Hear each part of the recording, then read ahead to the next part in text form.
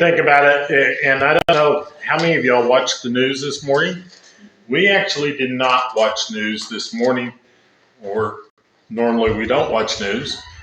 Okay, but if you think about it, times are not getting any better.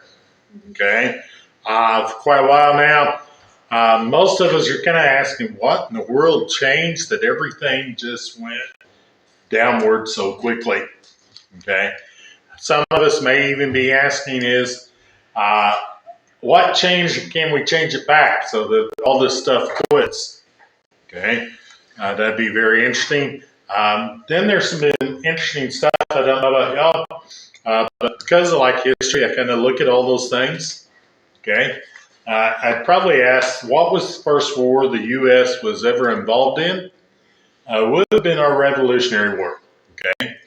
But if you think about it, from then, how many wars has the U.S. been involved in? A lot. Okay. Matter of fact, if you were listening to the Marine theme song, it says, "From the halls of Montezuma to the shores of Tripoli, Thomas Jefferson sent our Marines to Tripoli to fight pirates." Okay. And from that standpoint, our latest wars, one of them we got engaged in after 9/11, has lasted ever since then. Okay, we are still in those areas today. And then now we have the Hamas-Israel war, and then we're seeing other things. How many of y'all ever thought that the civil rights things would have been over in the 1960s, 1970s? Civil Rights Act of 1964, by the way. Any of y'all thought it should have been going downhill from there? Why is race such a big deal today? Okay. Is there a problem, and what is going on? Okay. And then we're left with the overlying question of, what can we do to make it different? Or how do we make it through this? Okay. So throughout the week, I've been thinking lots of things. Michelle asked me, because she wants to make certain I'm ready for Sunday, she asked me, what was my sermon going to be about? Yeah, and many different options. Okay.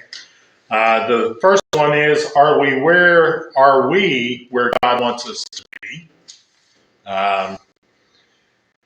And hey, we're really in the end times. We could go over some eschatological stuff.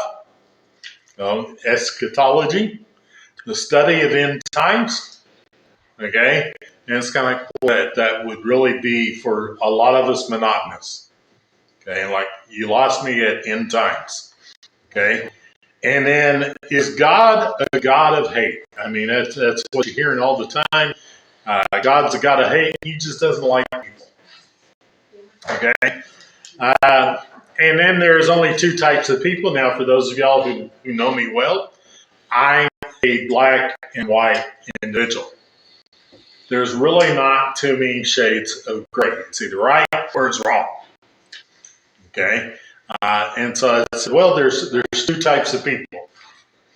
I really dislike all those realms of, no, it's this type of person.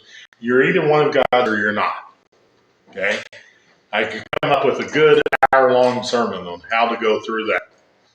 So now I didn't want to do that. So I wanted to start with something from the past. Okay, so this guy by the name of Reverend Jonathan Edwards in 1741, not 1941, preached a sermon called "Sinners in the Hands of an Angry God" on July 8th in Enrich, Connecticut. Okay, it was considered part of the beginning of the Great Awakening of the United States in 1741. Okay, and if you think about it, in 1741 there wasn't the multitude that there is today. But apparently his congregation was very full. He took as his main verse Deuteronomy chapter 32, verse 35. It says, "Vengeance is mine and recompense.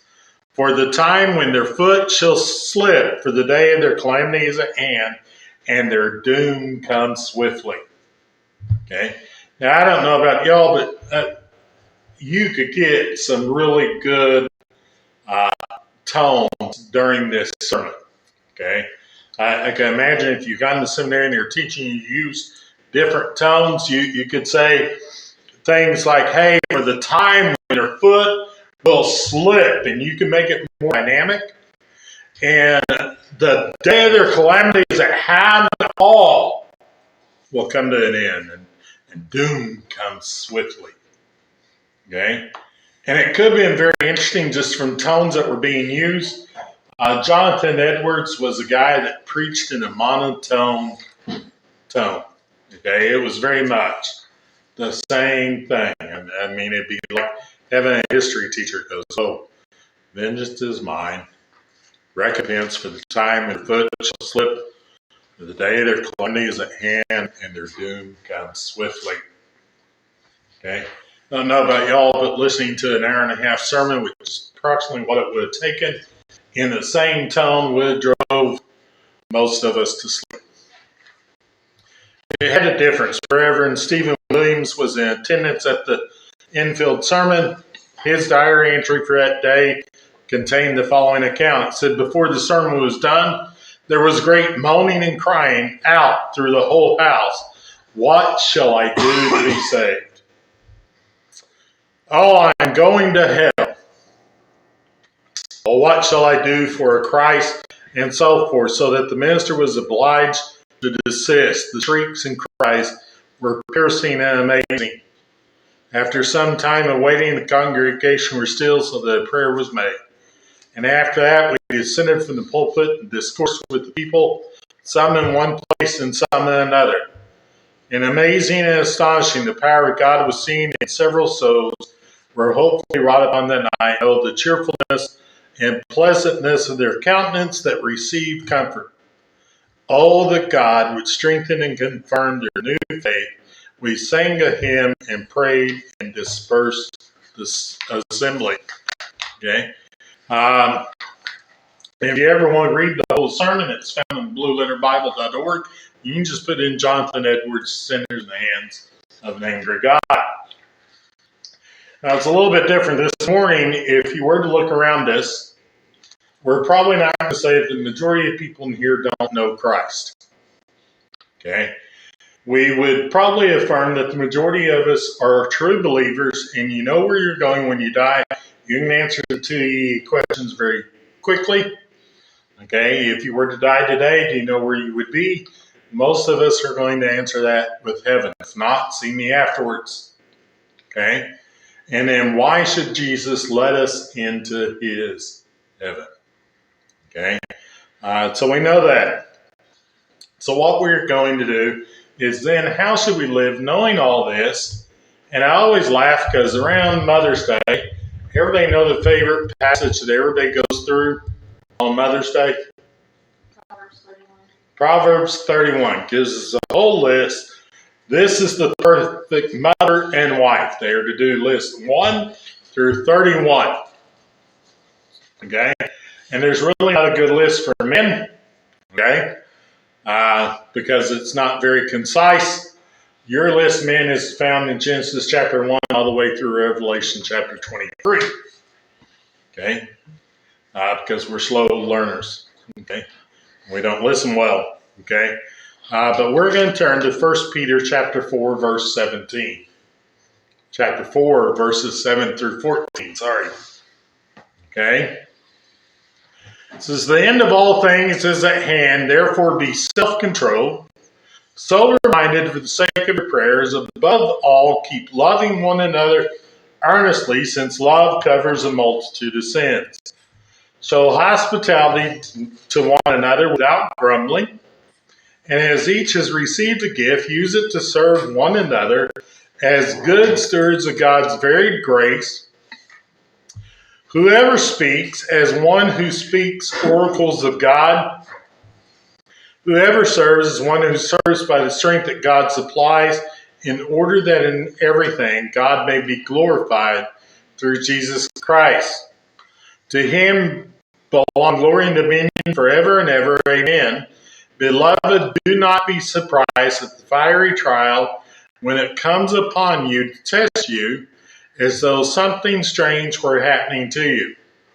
But rejoice insofar as you share Christ's suffering, that you may also rejoice and be glad when his glory is revealed. If you are insulted for the name of Christ, you are blessed, because the Spirit of glory and God rests upon you.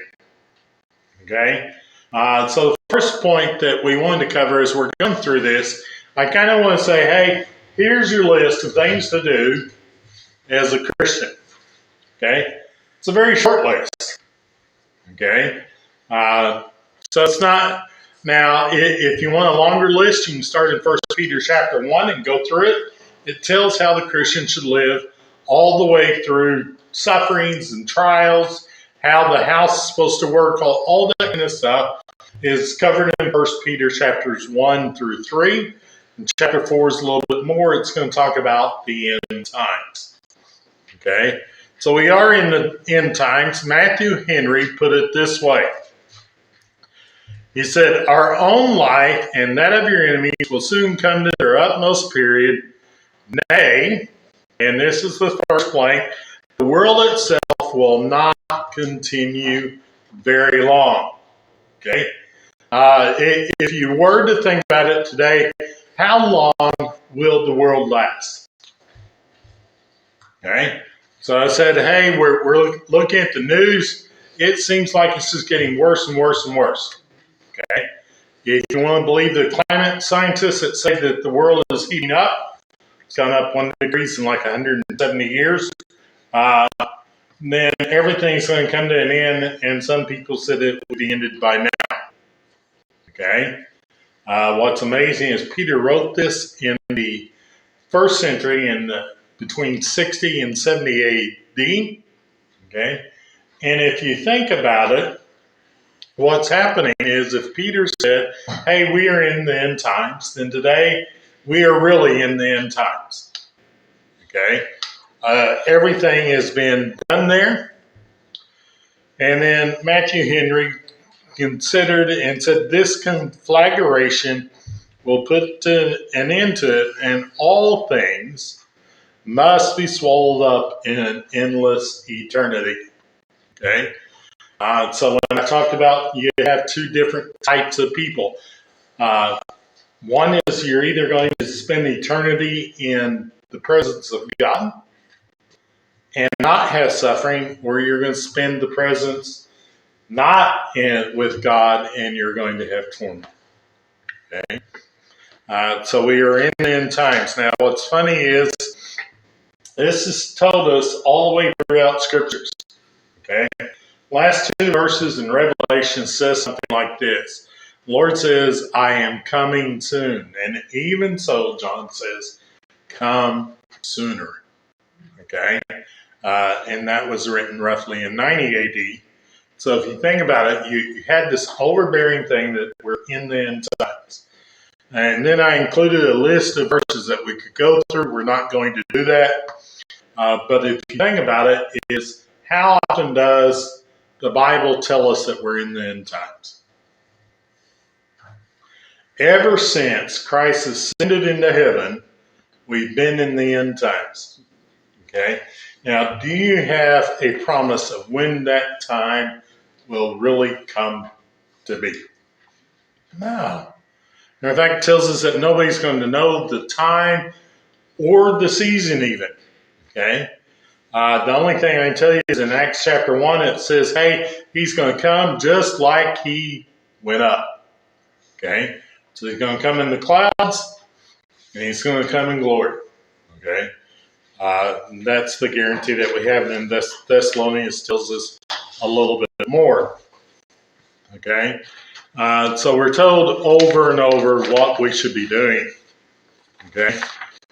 So the third one is this is promised throughout scriptures. Okay? And the time is almost over. Okay? Now, I don't know about y'all, but typically in the Old Testament, God told Moses that man's lifetime would be approximately 70 years. It's always exceptions. Okay? But that's what God said the time would be for most. Okay? Then it says that there are two things that we're supposed to be. Okay. So the first one is in verse 1, it says, the end of all things is hand, therefore be self-controlled. Okay. So if you think about it, if you're going to be self-controlled, what does it mean? Have you ever thought about what you really want to do when somebody at work kind of says the wrong thing to you? Okay. Any of y'all ever just kind of want to look at them and slap and say, I'm done? Y'all can be honest. I'll be honest. If my manager was really standing in front of me and I was at that point, had won the lottery that I don't play, and I could get away with it, I would probably do that. Okay? This is how you really care for me, and then slap, bye. Okay? Now, is that really appropriate? Okay, now why do we think it's not appropriate? Yeah. Can get you thrown in jail really quick. It's called assault, battery. Okay. The other thing is it burns a bridge that maybe you don't want to burn. Okay. The other thing is, how do you explain it to your family? Now, if you'd won the lottery, you don't play, explaining it to your family could be easier. Matter of fact, the assault and battery charge could be easier if you won the lottery that you don't play. Okay. But if you think it out, the word self-contained is phrased as being self-restrained, the opposite of doing the sins. Okay? What do you do if you have no restraint? Okay, matter of fact, the easiest example is, how many of you have ever seen a really drunk person? Okay, what are they willing to do? Anything. Okay? So if you think about it, they have no self-constraint. Right? Now, how many of y'all think that Weldon loses his constraint? Not very often. Matter of fact, I've known him now for a long time, 20 some odd years. Okay? I'm always amazed how diligent he is. As a matter of fact, if you go and eat breakfast with him, he is very constrained. It's like, man, if I did that, my diabetes would be under control. Okay? I looked at one of those things on foods you shouldn't eat as a diabetic. Okay? If it tastes good, don't eat it. Okay? So it's pretty much that self-constraint. Okay? Then it says to be sober. To be, and it says this, be sober-minded. Okay? Now, when we think of being sober, we think of don't be drunk, right? Temperance movement did a lot of things for us. It just basically said alcohol's bad and you should never be drunk. Okay? It was actually phrased here as don't be lascivious. Don't let those cares of the world and stuff overwhelm you. Okay? What happens when you start caring about what the world has for you? And that becomes your main focus. Okay? A lot of people, what happens when that happens is they begin to focus only on one thing. Matter of fact, if you think about it, one of those old songs, not even Christian, Cats in the Cradle. And when you think about it, is in the end, what happens? Is this guy spent all of his time making his business and shortchanging his family. In the end, the family shortchanges him. Okay? So if your focus is on something else, then what happens? If your focus is on anything else other than godly things, what happens? Okay? How many of y'all want a promotion where you are? All of us are going, no, we just all want to retire. It could be the wrong audience. Okay? But if that's all a person's going for and they're doing everything for that, Do they take shortcuts? Do they shortchange the people they're working with? Okay. Do they really look like a Christian? Okay. So it's kind of very hard. Okay. One of the other words for it, be sober-minded, is watchful. Be vigilant. Okay. Now, why would it be saying to be watchful for your prayers? Okay. Every Sunday, we typically go through a prayer list, because Brother Ronnie makes certain that it's on the back of our notes, so we can go through it. Okay. But what it's really saying is look at what's going on around you and let that be subject in your prayers. Why? Because how is God going to be glorified? It's not so much, God, how are you allowing this to happen? God, what do you want me to do? Be watchful for it, okay? But also be watchful for those opportunities for prayer, okay? If you're driving down I-30 to George Bush Turnpike 635, it's probably not going to be time to close your eyes and pray. Now, if you're at that point on one of those roads and you're closing your eyes to pray, you're probably in a situation where you're out of luck anyway, okay? But you have to be watchful of opportunities to pray, and do that. So there's the first two things, okay? Now, Peter phrases it this way, and the next one he says, above all. Is he really saying above all is this is more important than everything else?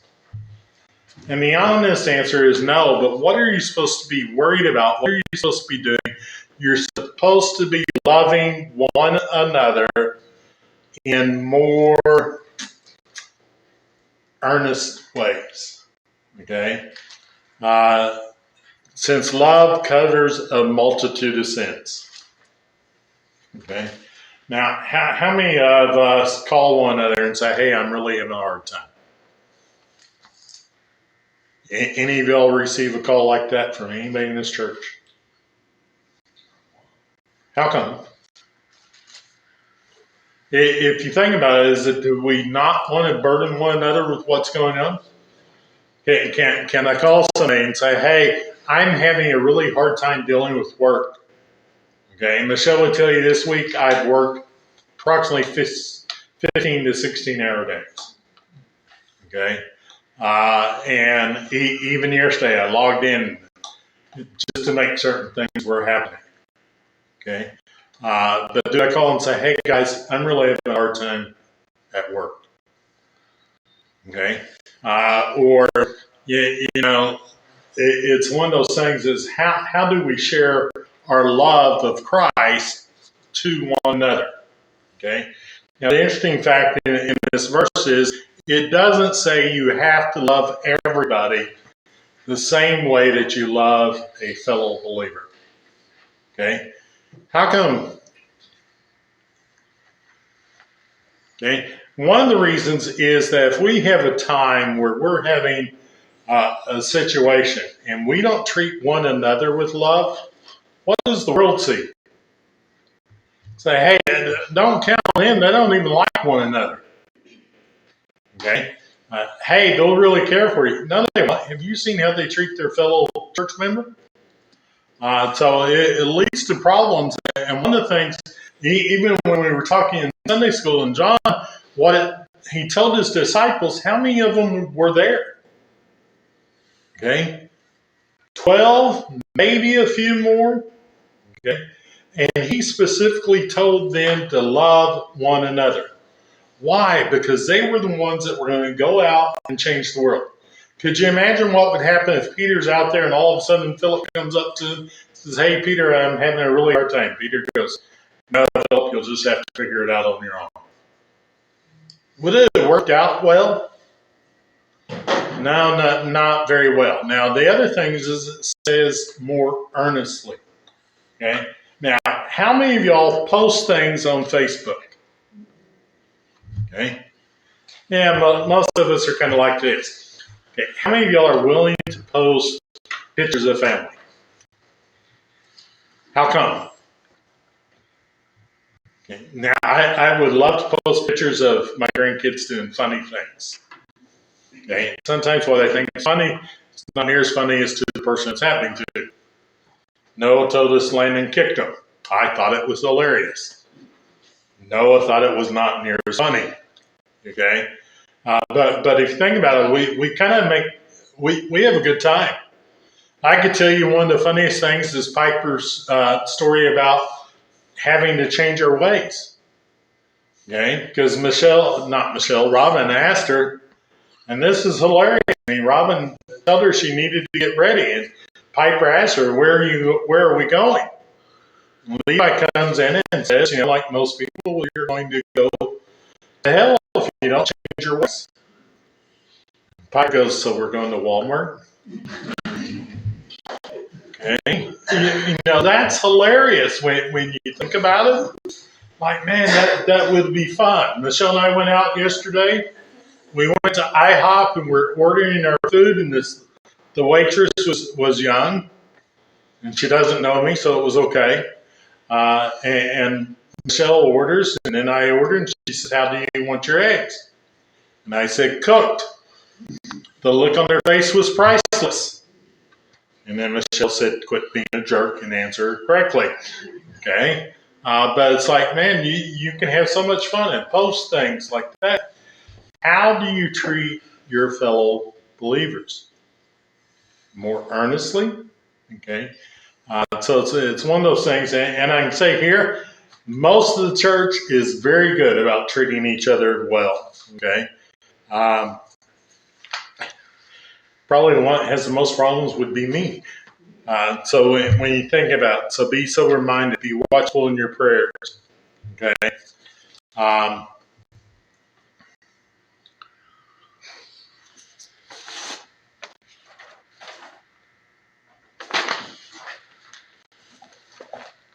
there it is. I had to find out where the blank lines were.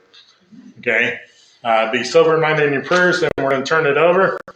In spite of what is happening in John 15:12, it says Jesus' commandment was to love one another. So 3A is love one another. Okay. And do it in all earnesty, which is B, have intent to do it with all your heart. Okay. And then the next one is to utilize your gift. Okay. Now, how many different gifts are there? Depending on if you're using Romans chapter 12, 1 Corinthians, anywhere from 10 to 11. Yeah. So if you think about it, how many of them are there? Does God give everybody the same one? The honest answer is no. Okay. So which gift are you supposed to be using? Just the one that God gave you. Okay. This is one of the things when it's talking about the body of Christ, it really wants everybody to realize you make up part of one body. Now, how many of y'all, your hands begin to ache at the end of the day? Okay. Michelle's does. The rheumatoid starts coming in. She can't crochet near as much. 2 lines and she's done for a while. Okay. Mine hurt just because I'm old and have carpal tunnel. But when you think about it, you have all these different things. Different body parts have different functions. Okay. Does your thumb do the same thing as the other 4 fingers? Okay. If you're a finger, can you do what the thumb does? Matter of fact, your thumb's typically the only one that you can rotate all the way around. Okay. You can make a circle with it. To make a circle with your finger, some people may be able to, but mine I would have to do it on purpose. Okay. But when you think about it, they do different things. Okay. Your knee works different than your ankle. Okay. So everybody has a different part. What happens when that part is gone?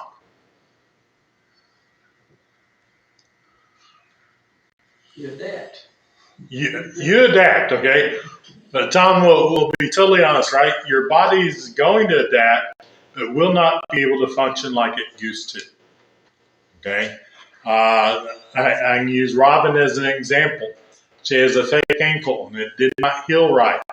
She's never going to be able to run again. Okay? Or ride a horse again. Drives her crazy. Okay?